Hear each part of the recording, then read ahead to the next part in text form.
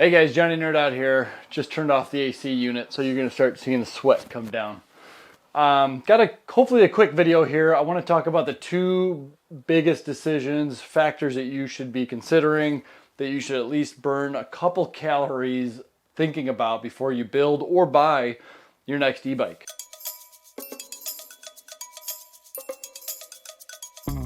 If you're new to this channel, I'm Johnny Nerd Out. It's my family name.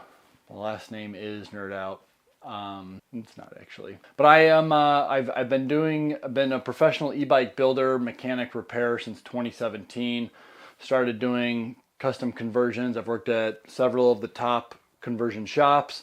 I was the head tech of several top e-bike brands, and now I'm back to just doing it on myself. I'm more of a reseller these days, helping people build their own e-bikes. That's kind of where I found my niche, is offering consultations. I do consultations all the time. So if you find yourself, even after this video, still just confused and in over your head, book a consultation. Go to johnnynerdout.com, go to book a consultation.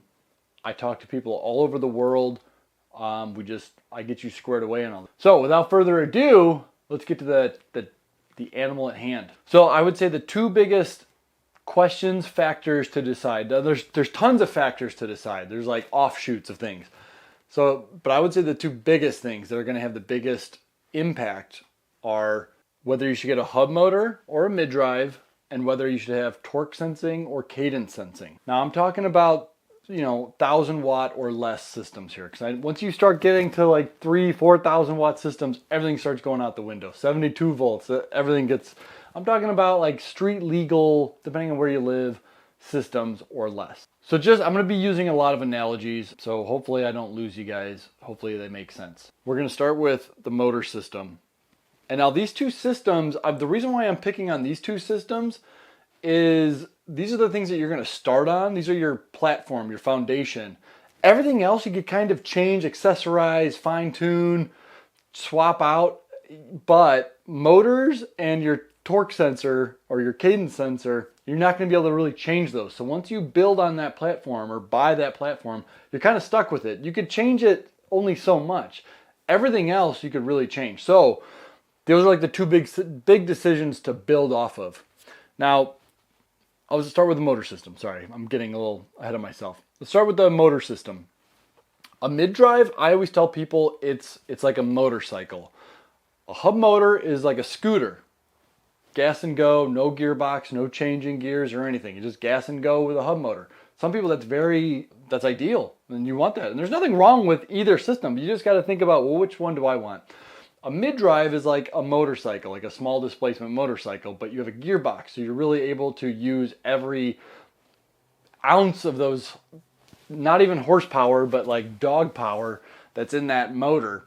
And actually, you do get about a horsepower out of these motors. 750 watts is about 1 horsepower. So how you want to use that, if you're technical, if you are a very confident bike rider, if you have a motorcycle background, you're going to want to go with a mid-drive. If you're new to e-biking, or you just want something to just go, or you're going to be, let's say, I get a lot of people who go to Burning Man and they don't want to have like a drivetrain driven thing. You want to go hub motor. So that's kind of like in a nutshell how I would classify that. Personally, I have a motorcycle background. I love riding motorcycles. I go for the mid-drives. I've ridden both of them. Hub motors just don't do it for me. And now we're talking about 1,000 watt or less. But that may not be true for you. You may find like, man, hub motors this is exactly what I wanted. So think about that. Scooter or motorcycle. Next is cadence sensing or torque sensing. Now this is just a separate input on how the motor knows to send power. You have your throttle, and then you have your pedal assist. A cadence sensor is essentially just a series of magnets. So it senses when those magnets are moving, when you're pedaling, it says, hey, this person's pedaling, let's send power based on your pedal assist level. A torque sensor uses pressure. So if you're pushing on the lever, it's going to say, or pushing on your crank arm or your pedal, the more pressure you put on it, the more power it's going to send. So if you're standing on it, it's going to say, whoa, this person really needs a lot of power. Let's give it all she's got, Captain, and go. So you can see a cadence sensor is kind of it's a basic system compared to torque. but they behave differently and they're going to give you a totally different riding style. Torque sensing is for people who want more of like a natural ride feel. If you're a cyclist and you're like, I still like to get exercise, I still want this, I just want to have a little boost on the hills, you want torque sensing. If you're somebody who's like, I mainly want to go fast and far and I don't want to break a sweat, I'm not looking for exercise, I just want it to kind of work with me, you want cadence. With a cadence sensor, you're adding to the motor power. With a torque sensor, the motor's adding to your power, to your input. That's the best way I could kind of put up with it. Cadence sensor, you're probably not going to be as sweaty. Torque sensor, you're probably going to be a little bit more sweaty. It's a little bit more natural because it relies on you putting in effort to send power. You know, obviously there's gray area and everything, and I'm sure I'm going to get, you know, somebody, keyboard warrior, telling me I missed it. But that's pretty much in a nutshell how those two systems work. And this is street legal systems, you know, 1,000 watt or less, depending on where you live. Those are the two things that I would strongly consider if you're building or buying, doesn't matter. Because once you get the bike and you get the motor and stuff set in, then you can start accessorizing it, changing in how you perform, changing all that stuff. And you just kind of want to start off on the best platform based on what you want and how your riding style is going to be. If you have more questions about this, go to johnnynerd.com, book a consultation.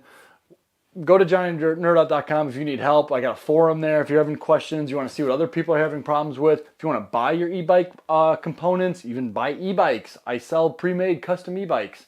I sell all the components, all the specialty parts, adapters, all the stuff you're going to need to build your bike at johnnynerd.com at low prices, probably lower than Amazon actually.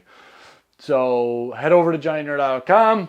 Love to talk to you guys if you have further questions. Hopefully this helped you. Hopefully we got it in quick and you guys can now go spend time with your family because that's what this is all about. All right, later guys. Have a good one.